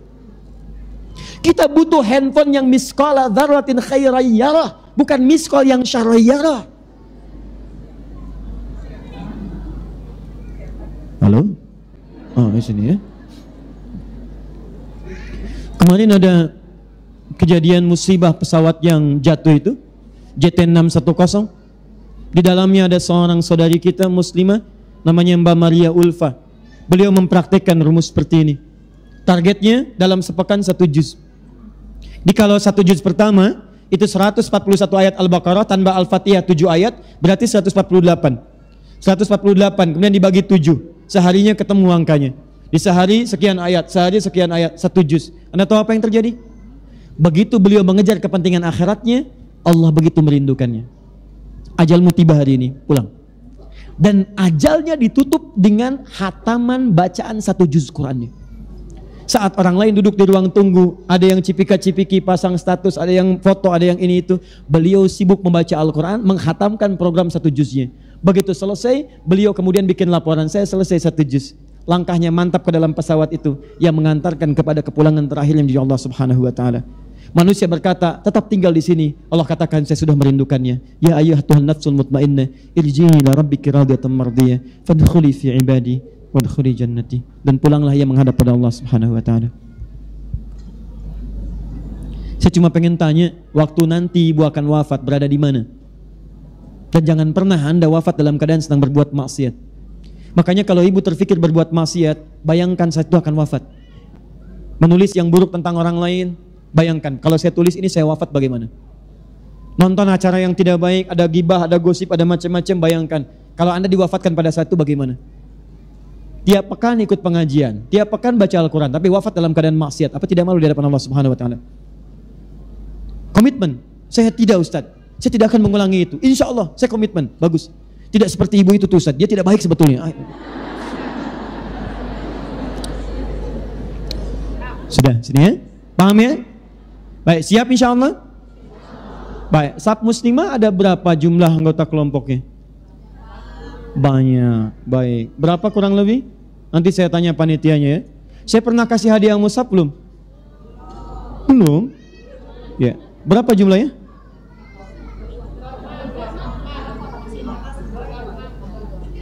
...42 majlis ta'lim. 42 majlis ta'lim. Satu majlis ta'lim ada berapa anggotanya? Banyak. Baik, gini. Khusus SAP Muslimah 42 majlis ta'lim. Saya hitung setiap majlis ta'limnya mendapatkan 100 mushaf. Kami hadiahkan 4.200 mushaf. Siap ya? Jadi setiap majlis ta'lim mendapatkan 100. Nanti kami kirimkan insya Allah. Tapi saya pengen komitmen. Saat saya kirimkan itu semua, ibu sudah siap menjalankan program ini. Siap insya Allah? Ulangi. Siap insya Allah? Baik, saya yang kirimkan mushafnya. Kemudian Anda gunakan itu untuk membacakan dan mencari bekal-bekal untuk akhiratnya. Baik. 2. Memahami. Pelan-pelan.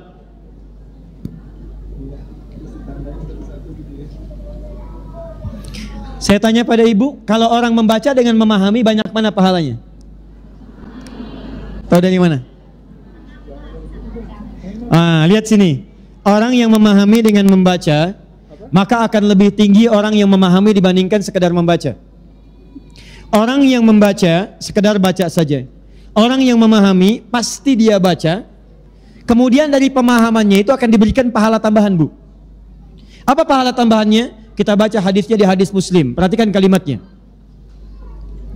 Majtama'a qaumun fi baitin min buyutillahi. Tidak pernah ada seorang berkumpul di satu tempat di rumah-rumah Allah Subhanahu wa taala. Apa itu rumah Allah? Pertama, setiap tempat yang digunakan untuk berzikir kepada Allah. Jadi kalau ada tempat digunakan khusus untuk berzikir, maka itu disebut dengan rumah Allah. Jenisnya ada 3, bisa masjid, bisa musalla, bisa mihrab. Masjid misalnya, Quran surah ke-9 ayat ke-18. Innama ya'muru masajidallah, masjid. Musalla, Quran surah kedua ayat 125. Ya, wa idz ja'alna al-baita mathabatan lin-nasi wa amna wattakhidhu min maqami Ibrahim musalla. Mihrab misalnya, mihrab, Quran surah ke-3 Ali Imran ayat ke-39. Fanadatul malaikatu wa huwa qa'imun yusalli fil mihrab. Sekarang perhatikan baik-baik. Masjid seperti ini, fasilitas umum. Musalla bisa dibuat di kantor, bisa di mall, bisa di mana-mana. Mihrab ini yang sering keliru. Mihrab itu bisa dibuat bahkan di masjid, di musalla atau di rumah. Ya, jadi mihrab itu tidak harus dibuat di masjid saja. Ibu boleh, Bu, tidak harus ada ruangan. Misal sehamparan sejadah boleh. Ya, boleh. Tapi khususkan untuk kepentingan ibadah saja. Tempat yang dikhususkan untuk kepentingan ibadah, di situ saja itu disebut dengan mihrab namanya. Ibu kenal Maryam? Kenal. Masya Allah.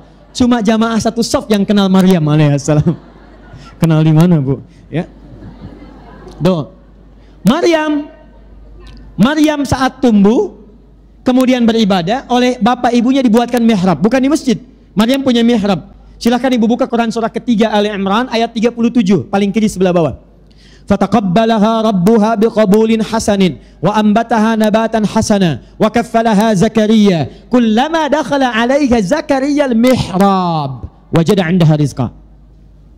Bikin mihrab boleh. Tapi di mihrab ini yang digunakan hanya untuk ibadah saja. Saya berikan rahasia ya. Tapi tolong jaga, ini antara kita saja. Di sini. Mihrab satu-satunya tempat yang disebutkan dalam Al-Quran. Kalau ibu bisa benar-benar maksimalkan ibadah di dalamnya, maka akan diberikan 2 kemuliaan sekaligus. 1,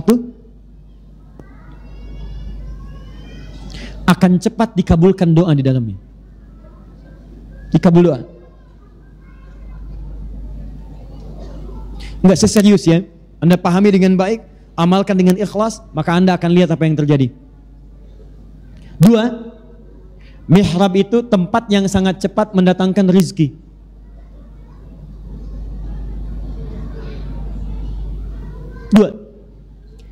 Keduanya ditemukan di Quran surah ketiga Ali Imran ayat 37 sampai 39.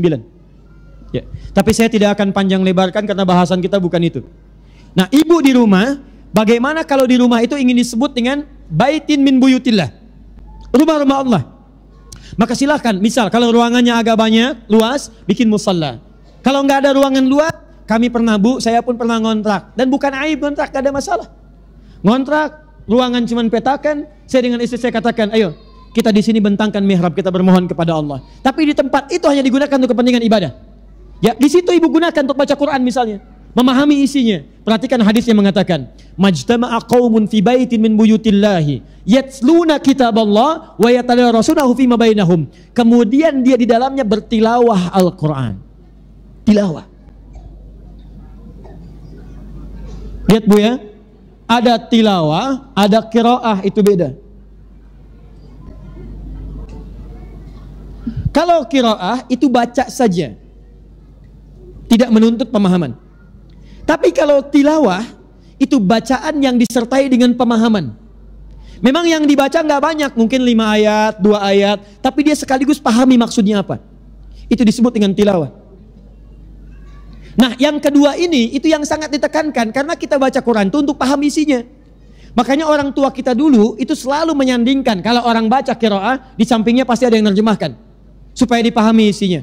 Baik itu situasi formal atau informal, silahkan cek. Begitu ibu lihat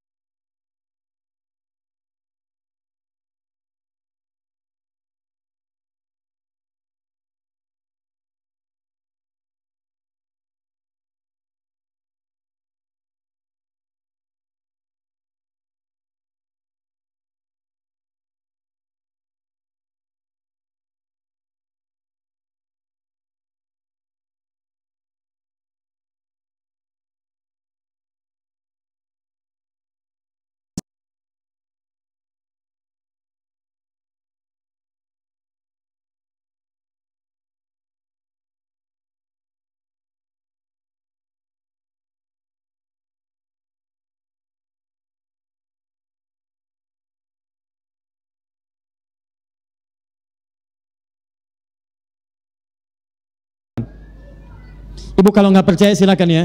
Ibu baca surat Ad-Duha, yang satu baca saja, yang kedua lihat terjemahan dan pahami isinya. Begitu Anda selesai baca Ad-Duha dengan terjemahannya, tafsirnya, paham isinya, sentuhan ke hatinya akan lain. Akan beda. Kalau di rumah tangga biasanya mengharapkan apa? Ketenangan apa? Sakinah. Nah, keluarga sakinah itu salah satu caranya kata Al-Quran. Perhatikan caranya. Kata Nabi, itu bisa didapatkan kalau satu keluarga itu sering mengkaji isi Quran. Saya tanya pada ibu deh, berapa tahun ibu sudah menjadi ibu? Belasan tahunkah, puluhan tahunkah? Pernah nggak mengeluarkan ayat tentang ibu? Gak usah banyak-banyak lah. Jangan tinggi-tinggi. Misal keluarkan ayat tentang keluarga. Ayah, ayat tentang ayah. Ibu, ayat tentang ibu. Anak tentang ayat anak-anak. Turunkan semua perannya. Hari ini Anda belajar tentang ibu. Apa fungsi ibu dalam kehidupan? Jangan-jangan Allah masih berikan kesempatan ibu untuk hidup. Karena ada sebagian peran ibu yang belum terlaksanakan sampai hari ini. Dan itu akan ditanya. Keluarkan. Ini saya sebagai istri, begini kewajibannya. Sebagai ibu, begini kewajibannya. Ini ayah seperti ini. Lalu saling mengoreksi. Masya Allah, indah sekali. Papa, selama ini mama harusnya begini. Tapi mama sering menyimpang dari ini. Emang. Oh, enggak apa, bukan itu. Maafkan mama ya pak ya. Sudah mah, tidak usah dipikirkan. Papa juga sama sering salah. Tuh kan ngaku. Bukan begitu. Ya sudah, papa juga sering salah. Mulai sekarang kita berubah mah. Kita bersama-sama meniti surga yang kita rindukan. Insya Allah papa akan gandeng mama masuk ke dalam surga. Mama beda dari papa, papa pangeran mama. Masya Allah. Anak-anaknya mengatakan, terus kami kemana?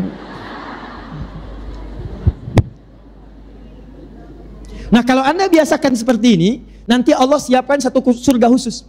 Satu surga khusus untuk keluarga besar. Nanti lihat di Quran surah ke-13 ayat 23 sampai 24. Quran surah 13 ayat 23 sampai 24. Keluarga ahli Quran. Perhatikan baik-baik. Keluarga ini nanti Allah akan tempatkan di puncak surga yang tertinggi. Masuknya lewat surga Aden. Saat masuk nanti melewati setiap pintu surga disambut oleh malaikat. Saya bacakan ayatnya. Jannatu adnin yadkhulunaha wa man salaha min abaihim wa azwajihim wa dhurriyyatihim wal malaikatu yadkhuluna alaihim min kulli babin salamun alaikum bima sabartum fa ni'ma uqbad dar. Ada orang-orang satu keluarga besar akan masuk lewat pintu surga Aden. Dia akan melewati semua pintu surga dan bermuara di surga yang paling indah. Siapa mereka itu? Kata Allah, orang-orang ini bahkan bisa menggandeng bapak ibunya. Dia bisa merangkul pasangannya. Dikala ada suami, gandeng istrinya, gandeng bapaknya, gandeng ibunya. Wa dzurriyyatihim. Dzurriyyat itu keturunan sampai akhirnya. Anaknya, cucunya, cicitnya digandeng dan diparadekan oleh Allah, disaksikan semua penghuni langit dan bumi. Begitu dia masuk, disambut oleh semua malaikat, dikatakan salamun alaikum bima sabartum. Selamat keluarga besar ini, selamat. Karena Anda telah sabar menyiapkan kepulangan Anda sampai ke sini. Saat orang lain sibuk nonton, Anda sibuk mengkaji Al-Quran. Saat orang lain sibuk memasang status tentang dunia, Anda memasang status di keluarga tentang Al-Quran. Bapak mengingatkan anaknya, nah sudah berapa juz sekarang? Anaknya mengingatkan ayahnya, ayah jangan lupa baca Quran hari ini. Ayah di jalan ada 5 lampu merah, setiap lampu merah Nanda sudah siapkan USB Qurannya. Ayah tinggal pasangkan saja. Ingat ya ayah, 1 lampu merah, 1 ayat. Kita nanti akan pulang, kita cek sama-sama hafalannya. Tidak ada yang paling indah.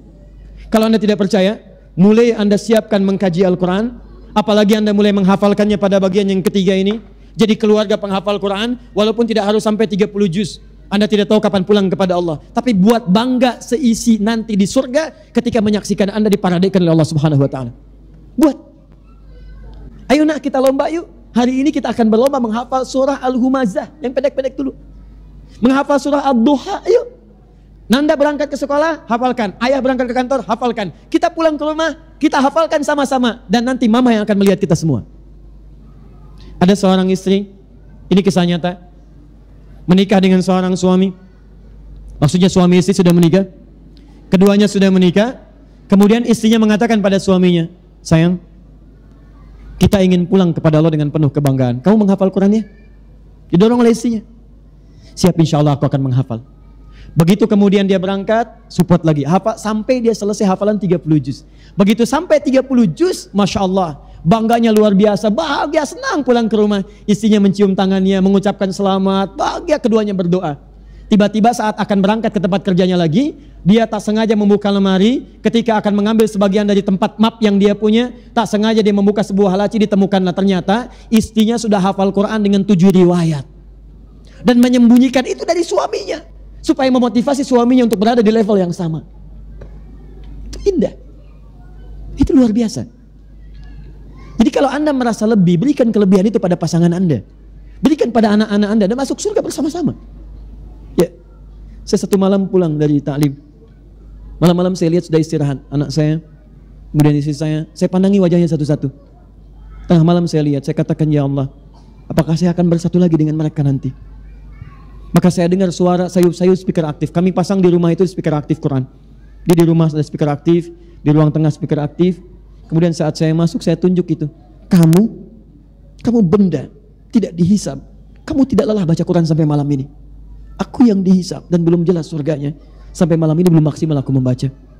Maka saya katakan pada istri saya, bangun saya. Kita akan ke surga. Ayo, sholat. Dan itu indah. Kita sholat. Kita berdoa, kita bangunkan anak-anak, menjelang subuh kita siapkan, dan kita katakan rumah kita bukan di sini, kita akan pulang ke tempat yang lebih baik lagi. Dan itu insya Allah akan memberikan dorongan-dorongan yang lebih kuat. Ya ini ya, jadi baca, pahami, amalkan.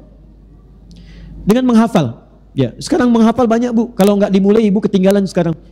Ya Masya Allah, saya kalau lihat di masjid itu, di tempat ada di dekat kami, ada di Al Ihsan, itu sore-sore itu bu, 70 sampai 100 orang datang.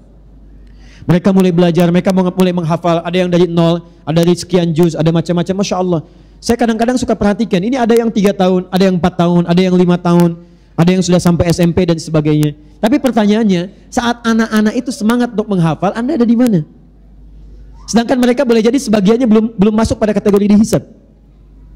Ibu kalau sempat misalnya ke Palestina, saya sempat tinggal agak lama di Libya. Itu di Libya kalau jam sekarang bu ya, mau asar, itu Masya Allah, anak-anak usia 4 tahun, 5 tahun itu sudah pakai tas. Tasnya lebih besar daripada badannya. Isinya mungkin kosong, cuman senang aja pakai tas. Tapi yang mereka bawa mushaf ke masjid, dan seakan-akan seperti baca majalah, bolak-balik. 5 juta penduduk Libya, 1 jutanya sudah hafal Quran. Sisanya 20 juz, 25 juz, 15 juz, 10 juz. Usia 17 tahun dia belum hafal Quran, dia sulit punya teman. Tuh. Palestina lain lagi. Itu yang paling dahsyat. Hafal. Sudah jadi sebuah culture dalam kehidupan mereka. Makanya kalau sudah hafal Quran, maaf ya, hafal Quran, wah Masya Allah. Itu mereka akan katakan pada kawannya, ya. Dia akan katakan, hey, nanti kalau saya sudah di atas surga yang paling tinggi, kamu masih di bawah. Karena kawannya masih 25 juz, dia sudah 30 juz. Nanti kamu saya dadain di bawah ya, saya duluan. Ibu ada di mana? Nah, kalau Anda belum mampu ke yang ini lebih banyak pahalanya. Yang ini 4 kali lipat lagi yang tadi. Maaf ya, saya sempurnakan dulu yang ini. Orang yang biasa memahami dapat 4 keistimewaan. 1, diberikan ketenangan di rumah tangganya, tenang, sakinah. Ibu kalau mau coba silahkan. Kedua, ghasyiyatuhumur rahmah, rahmat Allah diturunkan. Dapat rahmat. Ketiga, wahafathumul malaikah, malaikat akan selalu berkerumun di tempat itu. Jadi kalau Anda berdoa cepat diaminkan. Kalau istighfar dimohonkan ampunan. Dan yang keempat, wa dzakarahumullahu fiman indah. Orang ini akan disanjung-sanjung oleh Allah sampai selesai tilawahnya. Jadi kalau orang rajin tilawah, kalau baca cuman baca saja dapat pahala. Tapi kalau tilawah disanjung oleh Allah, disebutkan si fulan sedang tilawah, si fulan sedang tilawah, si fulan sedang tilawah. Anda kalau disebutkan oleh pemimpin dunia saja, senangnya luar biasa. Dimuat di majalah, bangganya luar biasa. Kenapa Anda tidak senang ketika nama Anda disebut oleh Allah Subhanahu wa taala? Nih, tilawah. Nah, kalau Anda ingin mendapatkan lebih daripada ini, baca sekali, tilawah punya 4 kemuliaan. Sakinah, rahmah, kemudian hafat malaikat, dikerumuni malaikat, yang keempat disanjung oleh Allah. Kalau Anda ingin lebih tinggi lagi, maka naiklah status kepada penghafal Quran. Sudah kalau disebutkan penghafal, jangan terbayang 30 juz dulu. Mulai menghafal, walau cuma 1 ayat. 1 ayat, besoknya 1 ayat lagi, besoknya 1 ayat lagi. Kalau ini disiapkan oleh ibu, kemudian ibu wafat, walaupun tidak sampai 30 juz, maka status ibu akan naik menjadi ahli Al-Quran. Anda misal sedang berusaha menghafal nih, hafalannya baru setengah juz, tiba-tiba wafat. Itu Anda naik status dari hamba biasa menjadi ahli Quran. Itu ke surganya beda Pak, Bu. Beda Bu, lain. Ke surganya langsung turun ayat. Di Quran surah ke-35 ayat 33, paling kiri sebelah atas. Cara masuk surganya lain. Jannatu 'adnin yadkhulunaha. Awas, mereka akan masuk dari surga Aden dulu. Yuhallawna fiha min asawir. Cara masuknya tidak akan masuk biasa. Allah akan hormati penghafal Quran dengan cara memuliakannya. Bagaimana memuliakannya? Maka tubuhnya akan dihiasi oleh Allah Subhanahu wa taala dengan hiasan-hiasan akhirat. Di At-Tirmidzi nomor hadis 2915 dikatakan kalimatnya, begitu akan naik ke surga, kata Qurannya, Allahumma halli, ya Allah mohon hiasi orang ini penghafal Quran. Maka wa yulbasu ilaihi tajul karamah, dipakaikan di kepalanya mahkota kehormatan. Pakaikan. Begitu dipakaikan, dihormati oleh Allah. Mana orang tuanya? Kalau orang tuanya beriman, orang tuanya saleh, dan orang tuanya memfasilitasi dia untuk hafal Al-Quran, maka akan dipanggil, diberikan mahkota lain, dipakaikan lewat tangan anaknya langsung. Dalam hadis yang disebutkan, sinarnya lebih kuat dibandingkan dengan sinar mentari yang masuk ke dalam rumah seseorang. Pakaikan. Begitu selesai dipakaikan, Qurannya mengatakan, Allahumma zid, ya Allah tambahkan pada penghafal, bedakan dengan fasilitator. Fayulbasu ilaihi libasul karamah, maka dipakaikanlah di badan orang penghafal Quran itu jubah kehormatan. Setelah dipakaikan yuhallawna fiha, ada gelang-gelang, ada macam-macam, baru dia akan pimpin keluarganya naik ke atas surga. Saat naik itulah difirmankan, waqra waqar, fa inna akhiru qiraatika akhiru manzilatika. Silakan baca Quran yang biasa engkau bacakan saat di dunia, maka akhir tempat tinggalmu di surga itulah tempat tinggalmu sesuai dengan akhir bacaanmu. Makanya nanti kata banyak orang, ada orang menyesal saat masuk surga. Kalau masuk neraka menyesal, biarkan. Masuk surga menyesal, karena ada orang biasa baca 5 ayat, begitu wa ulaika humul muflihun berhenti. Temannya naik yang 10 ayat, setiap naik lebih indah lagi dari sebelumnya. Maka yang 5 mengatakan, ya Allah kenapa saya tidak teruskan sampai dengan 10? Yang 10 nyesal, kenapa tidak sampai 20? Tapi penghafal Quran dimuliakan, karena dia biasa menghafal, maka dia akan ditempatkan di tempat yang paling tinggi pada saat itu. Karena itulah para penghafal Quran di Palestina, kalau sudah hafal, anak usia 5, 6, 7 tahun, kemudian dia bermain. Mainannya tidak ada yang lain kecuali kayu untuk tembak-tembakan, untuk macam-macam. Begitu sedang bermain, dari atas ada drone, dari Zionis itu. Melihat, ternyata terlihat seperti mujahid yang bertempur. Padahal anak-anak cuma main-mainan. Apa kata anak-anak itu? Kalau sudah hafal Quran, mereka tidak akan berlindung. Mereka akan katakan kepada temannya yang datang. Apa katanya? Perhatikan kalimatnya. Kata anak-anak ini, lihat, di pesawat itu ada bom dan sudah terukir nama saya di situ. Saya akan pulang duluan. Kata kawannya, bukan kamu yang pulang. Saya akan susul ayah saya duluan. Kata yang satu, bukan kamu yang pulang. Itu bom tertulis nama saya, tertulis di situ, saya akan nyusul paman saya duluan. Dan semua penghafal Quran, kalau sudah hafal Qurannya, maka mereka sangat merindukan untuk kembali kepada Rabbnya. Maka dari itu, saya bermohon pada Allah Subhanahu wa Ta'ala, semoga Allah membimbing kita untuk beramal dengan cerdas dalam waktu yang sangat terbatas. Kita tidak tahu kapan kita pulang. Mungkin harap-harap ibu disertai dengan keluarga, begitu masuk mobil yang menjemput macam malaikat maut. Bisa juga demikian. Atau pulang ke rumah berharap tidur masih panjang, ternyata boleh jadi Allah menginginkan kita untuk kembali. Karena itu beramalah dengan cerdas. Yang baru saya sampaikan, ini baru satu amalan, ada 9 amalan lagi di antara sekian yang telah kita uraikan. Baik, saya sampaikan, maaf, komitmen siap, insya Allah kita mengamalkan. Kalau tak mampu menghafal, mulai memahami. Kalau tak mampu memahami, mulai dengan membaca. Kalau belum sempat membaca, maka berinfaklah Anda memfasilitasi setidaknya untuk orang yang ingin membaca, memahami, atau bahkan menghafalkannya. Siap insya Allah? Alhamdulillah, saya sudah dapat memo bahwa Ustadz 5 menit lagi. Baik ya? 5 menit ini barangkali sudah selesai. Baik, dari sini sebelum saya tutup, saya ingin menginformasikan bahwa insya Allah malam nanti kami di Masjid Al-Ukhwah membahas tentang pahlawan dalam Al-Quran dan Sunnah. Kemudian saya berikan berita gembira, setelah nanti mushafnya siap, kami kirimkan nanti ke panitia kajian, insya Allah akan dibagikan pada setiap kelompoknya. Nanti kalau ingin bergabung dengan kelas-kelas yang kami telah siapkan, nanti di Bekasi kami siapkan kelas khusus untuk perempuan, sekarang sedang dibangun. Di atasnya nanti ada asrama-asrama, di bawahnya ada kelas. Nanti ada program menghafal Quran dalam 30 hari. Yang jauh-jauh bisa menginap, itu khusus yang akhwat, yang ikhwan juga ada nanti. Akan dibimbing nanti oleh seorang ustazah juga perempuan juga. Ya, ke bawahnya perempuan. Itu nanti insya Allah gratis, tidak ada biaya. Dan nanti insya Allah mudah-mudahan ada perbedaan dalam pelajaran yang disebutkan di dalamnya. Baik, yang terakhir, Nabi menutup ta'limnya dengan 3 cara. Bisa cukup dengan hamdalah, bisa dengan kafaratul majlis, bisa juga berdoa dengan yang khusus kemudian diikuti oleh para sahabat. Saya memohon untuk menggabungkan ketiga hal ini. Semoga Allah muliakan kita semua dalam pertemuan kali ini. Baik, ibu sekalian yang dicintai oleh Allah Subhanahu wa taala, kita akhiri. Rabbana atina fid dunya hasanah wa fil akhirati hasanah wa qina adzabannar. Allahumma taqabbal minna innaka antas samiul alim wa tub alaina innaka antat tawwabur rahim. Allahumma 'allimna ma jahilna wanfa'na bima ta'allamna. اللهم آت أنفسنا تقواها وزكها أنت خير من زكاها أنت وليها ومولاها اللهم ربنا لا تدع لنا في مقامنا هذا ذنبا إلا غفرته. Ya Allah, jika ada seorang pun datang ke majelis ini untuk mengaji dan datang membawa lumuran dosa, jangan biarkan dia meninggalkan tempat ini kecuali Engkau telah ampuni segala dosa-dosanya.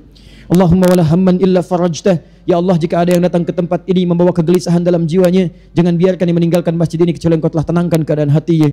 Allahumma wala asiran illa yassartah. Jika ada yang datang ke masjid ini, ya Allah, membawa kesulitan dalam hidupnya, di rumah tangganya, pekerjaan sosialnya, kehidupan rumah tangganya, mohon ya Allah, jangan biarkan dia meninggalkan majlis ini kecuali Engkau telah angkat dan mudahkan segala kesulitannya. Allahumma wala maridan illa syafaitah. Jika yang ada datang ke majlis ini, ya Allah, tangan Engkau uji dengan penyakit seberat apapun, maka mohon dengan keikhlasannya angkat dan sembuhkan segala penyakitnya ya Rabbal Alamin. Allahumma ij'al ya Allah baqiyata hayatina hayatan thayyibah wa akhiru hayatina husnal khatimah. Ya Allah, jika kami pulang saat ini masih ada waktu untuk hidup, maka jadikan akhir kehidupan kami ya Allah kehidupan yang lebih baik daripada sebelumnya. Dan bila memang hari ini ya Allah adalah waktu kami untuk berpulang, hari ini kami mesti wafat, maka mohon wafatkan kami dalam keadaan husnul khatimah. Qawwi lisanan lakuna kalimat la ilaha illallah wa taqulu lana ya ayyatuhan nafsul mutmainnah irji'i ila rabbika radiyatan mardiyah fadkhuli fi ibadi wadkhuli jannati. Ya Allah, kami mohon ya Rabb, di sakarat maut nanti kami ya Allah, dalam sakaratul maut kami nanti ya Allah, ringankan lisan kami untuk mengucapkan kalimat tauhid la ilaha illallah, dan mohon jawab ya Allah kalimat kami dengan kalimat-Mu yang indah. duhai jiwa-jiwa yang tenang, duhai jiwa-jiwa yang tenang, ya ayyatuhan nafsul mutmainnah, irji'i ila rabbika radiyatan mardiyah. Cepat pulang, aku sudah tunggu, aku merindukanmu, aku engkau jadikan kau sebagai hamba yang saleh, aku siapkan surga untukmu, engkau akan ridha dengan pemberianku, dan aku pun akan ridha dengan kedatanganmu. Allahumma taqabbal minna ya Allah, innaka antas sami'ud du'a, wa tub 'alaina innaka antat tawwabur rahim.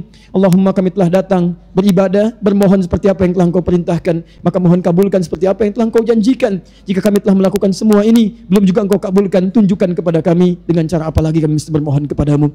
Subhanakallahumma wa bihamdika asyhadu an la ilaha illa anta astaghfiruka wa atubu ilaik. Wa akhiru da'wana alhamdulillahi rabbil alamin. Sallallahu ala rasulikal karim nabiyyina al-amin Muhammadin wa ala alihi wa sahbihi ajma'in. Alhamdulillahi rabbil alamin. Assalamualaikum warahmatullahi wabarakatuh.